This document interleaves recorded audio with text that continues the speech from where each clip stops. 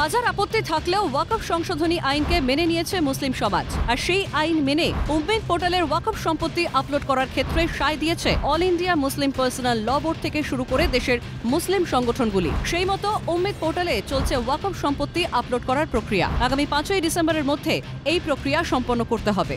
আর এখানেই দেখা দিয়েছে সমস্যা। জানা গিয়েছে ওয়াকফ সম্পত্তি আপলোড করার ক্ষেত্রে দায়িত্ব মোতাওয়াল্লিদের। রাজ্যে এমন 80,000 ওয়াকফ সম্পত্তি রয়েছে, তার মধ্যে মাত্র 1% সম্পত্তি আপলোড হয়েছে উম্মেদ পোর্টালে।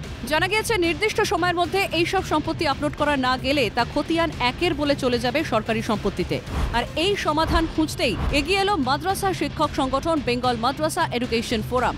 রবিবার কলকাতায় এক বুদ্ধিজীবী সভার আয়োজন করা হয় সংগঠনের তরফে। সেখানে উপস্থিত ছিলেন অল ইন্ডিয়া মুসলিম পার্সোনাল ল বোর্ডের সদস্য মোহাম্মদ কামারুজ্জামান, অধ্যাপক আজিজুল হক, মাদ্রাসা বোর্ডের সচিব অধ্যাপক মুখলেসুর রহমান এবং প্রাক্তন শিক্ষক শামসুদ্দিন সহ বিশিষ্টজনেরা। এই আলোচনা সভায় অনলাইনে আপলোড করতে সমস্যাটি উঠে আসে। এছাড়া মোতাল্লিদের অনলাইন আপলোড সম্পর্কে সম্যক ধারণা না থাকা এবং নথিগত ত্রুটির কারণে ওয়াকফ সম্পত্তি 1 নম্বর খতিয়ানে চলে যাওয়ার আশঙ্কা তৈরি হয়েছে। এই সব সমস্যার সমাধানে লক্ষ্যে মুসলিম সমাজের বিশিষ্ট ব্যক্তিদের এগিয়ে আসার আহ্বান জানানো হয়েছে এই আলোচনা সভা থেকে। সেই সঙ্গে সম্মিলিতভাবে দাবিও উঠেছে আবেদনের সময়সীমা বাড়ানোর। একই সঙ্গে এই ইস্যুতে মামলা করে সময়সীমা বাড়ানো যায় কিনা তা নিয়েও আলোচনা হয়েছে এই সভায়।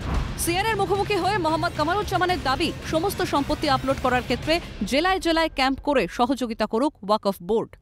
রাজ্যের ওয়াকফ বোর্ড এবং সংখ্যালঘু দপ্তর থেকে যেভাবে সহযোগিতা পাওয়ার কথা ছিল সেটাও পাওয়া যায়নি। আমরা বলেছি প্রত্যেকটা জেলায় জেলায় যে ডোমা অফিস আছে, মাইনরিটি অফিস, সেখানে একটা করে হেল্প ডেস্ক খোলার জন্যে ইতিমধ্যে কেবলমাত্র ওয়াকফ বোর্ডই 2-3 স্টাফ দিয়ে একটা হেল্প ডেস্ক খুলেছেন। কিন্তু জানতে হবে যে মাত্র 8,000 ওয়াকফ এস্টেট, কিন্তু ওয়াকফ সম্পত্তির পরিমাণ হচ্ছে প্রায় 80,000। তো এতটা সম্পত্তি এত অল্প সময়ে এত বড় পোর্টালে আপলোড করা সরকারি সহযোগিতা ছাড়া সাধারণ মানুষের পক্ষে সম্ভব নয়। তো এই জন্যে রাজ্য সরকার ধরি মাছ না ছুঁই পানি এরকম একটা নীতি অবলম্বন করছেন বলেই গোটা বিষয়টা আরও একটা খারাপ অবস্থার দিকে যাচ্ছে। অধ্যাপক আজিজুল হকের আশা, ফোরামের এই উদ্যোগ সমাধানের দিশা দেখাতে পারে।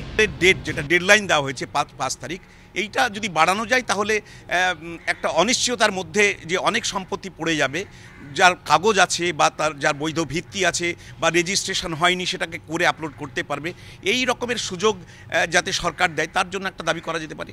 2 নম্বর, দীর্ঘ সময় একটা দেওয়ার পাশাপাশি যারা ডিজিটালি সাউন্ড নয় তাদের প্রযুক্তি মানে বিশেষ করে টেকসাবি না করতে পারি, তারা যদি আপলোড করতে পারে তাদেরকে সেই রকম ট্রেনিং দেওয়া, সেই প্রশিক্ষণের কাজটাও কিন্তু করা দরকার। সেক্ষেত্রে স্টেট ওয়াকফ বোর্ড করতে পারে, রাজ্য সরকার করতে পারে বা কেন্দ্র সরকার করতে পারে, বা বিভিন্ন যে এনজিও সংগঠনগুলো আছে বা বেঙ্গল মাদ্রাসা এডুকেশন ফোরাম পথ দেখাতে পারে, কিছুটা অন্তত পথ দেখাতে পারে। সেই রাস্তাগুলো আমার মনে হয় খোঁজা দরকার। এদিকে বেঙ্গল মাদ্রাসা এডুকেশন ফোরামের রাজ্য সভাপতি এসারুল হক মণ্ডল জানালেন, এত সময়ের মধ্যে সমস্ত সম্পত্তি সুষ্ঠুভাবে আপলোড করা সম্ভব নয়। আমাদের রাজ্যে এখনো পর্যন্ত স্টিল নাও 80,000 প্লাস ওয়াকফ প্রপার্টি আছে, যেটা তার মেকার হচ্ছে মোতালি বলা হয়, যারা এটাকে এনলিস্টেড করতে পারবে সেই সংখ্যাটা প্রায় 8,000-এর অধিক।